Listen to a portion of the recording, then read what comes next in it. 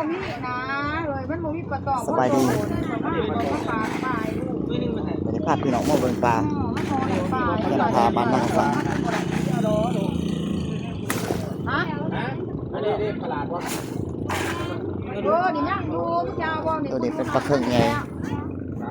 ปลาเค็งผู้หอมมาได้เด้มันยาวมาไหนกว่า ปลาเค็งได้ปลาคัง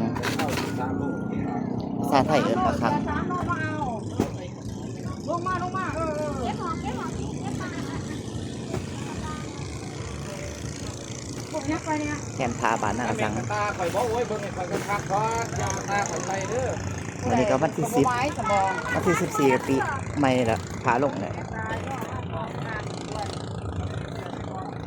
น้องไม่มีปลาจิ้วกับปลาจ่า3โลหันกับไห้อันนั้น ทุกวันซื้อปลาตองไปใส่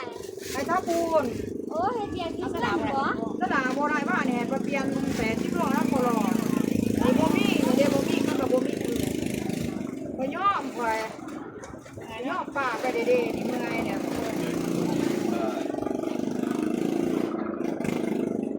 ก็จะมีการในส่วนบ่คือพวกว่าเตะสิ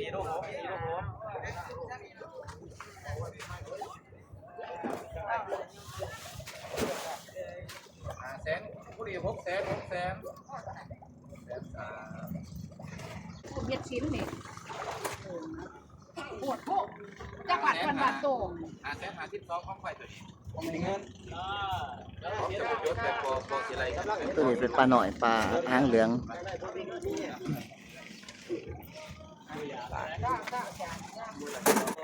ใช่อะไรกินอ่ะฮะเฮ็ดยังอยู่บ่บ่ได้มา